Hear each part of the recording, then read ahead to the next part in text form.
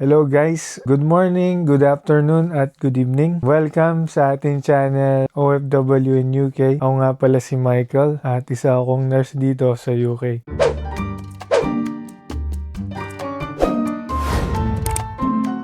Kakatapos ko lang ng night shift ko ngayon. I just wanna say, ang hirap kumita ng pera. Nag-rant lang no? Kasi medyo napagod tayo last night kasi pumasok tayo ng NHSP o yung bank shift. Supposedly day off pero since kailangan natin ng pera, pang pantustos o pambayad sa ating mga bayarin, napasubo ng konti. So kahit hindi ako nakatulog ng maayos ng umaga, pumasok ako ng night shift. Ang ending, so medyo pagod yung OFW in UK natin. Kidding aside, pag dumadanas ka ng kapaguran, medyo napapaisip ka din Yung naisip mo, trabaho, tapos bahay, trabaho, bahay. Naisip mo rin yung paano kung nasa Pilipinas ka na lang, yung ini-enjoy mo yung buhay mo. At the same time, maisip mo naman yung mga nangyayari ngayon sa Pilipinas, yung mga ongoing na hearing sa flood control. Nakakatuwa nga kasi ginawa ko ng Netflix yung hearing ng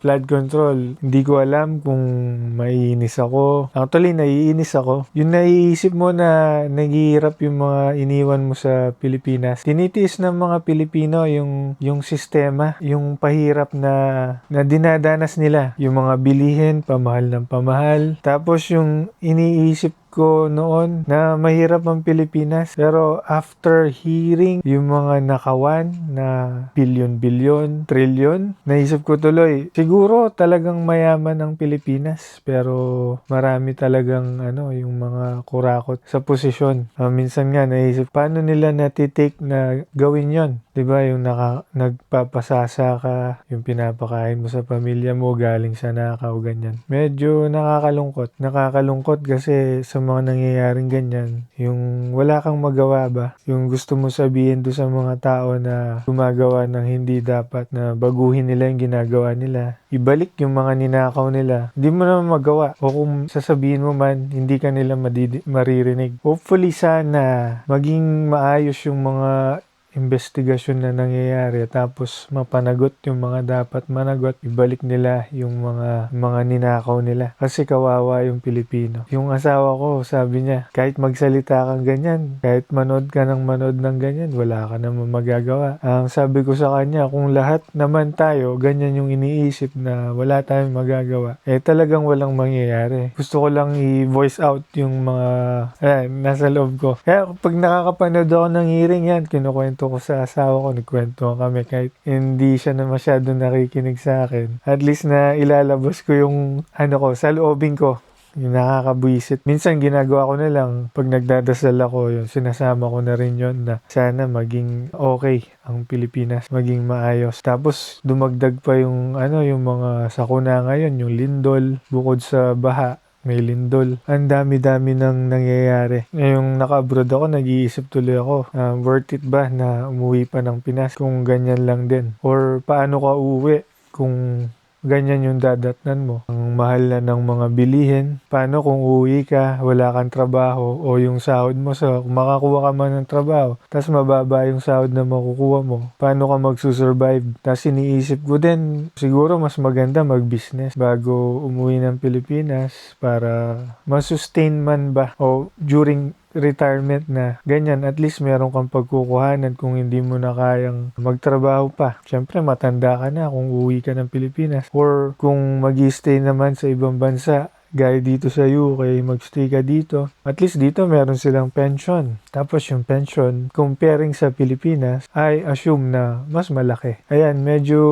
muni-muni lang. Ito yung nagagawa nung night shift tapos bigla kang pinag-in-charge. Yung NHSP ka, tapos bigla kang pinag-in-charge. Ito pala yung dulot. Pag pagod ka, ang dami-dami mong naiisip gawin, di ba? Hindi ko alam kung may silbi o may saysay yung mga sinasabi ko. Kung meron man, sana makarating ito dun sa dapat na maka-receive ng message na to. Nga pala, kung di ka pa nakasubscribe dito, subscribe ka na sa channel namin para mas marami akong may makakwentuhan. Kung gusto mo ng ganitong kwentuhan na makabuluhan o walang kabuluhan, i-click mo na yung subscription button para naman dumami yung nanonood sa video ko. Pero in fairness malapit na tayong umabot ng 500 subscribers. Tulungan nyo ko guys. Sana mag-subscribe kayo para dumami pa yung nanonood sa channel natin. Sa lahat ng OFW na nagsisikap, na nagtatrabaho sa ibang bansa, nagsasakripisyo para sa mga pangarap nila, para sa mga mahal nila sa buhay. I just wanna say, kaysa nyo ako, salute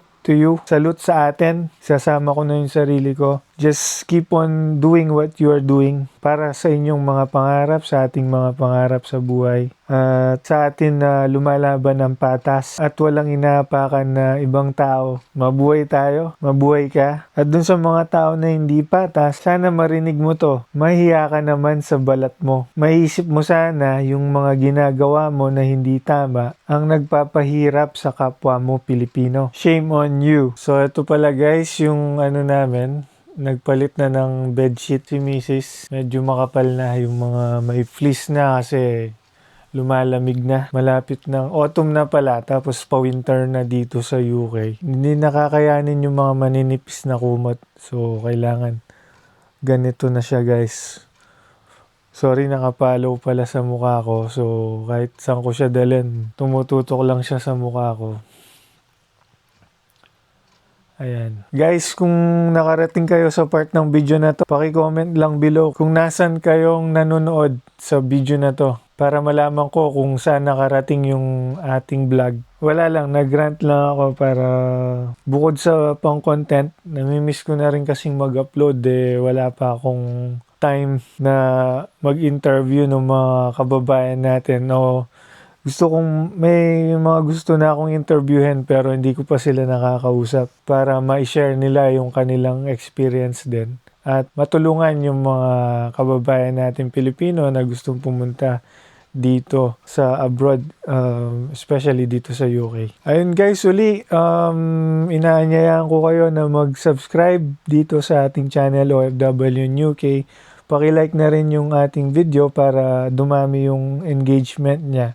At i-suggest siya ni YouTube sa ibang mga nanonood na kagaya mo na gusto yung mga ganitong klaseng video. Guys, pwede rin kayong mag-suggest nung mga topics na pwedeng pag-usapan sa next vlog.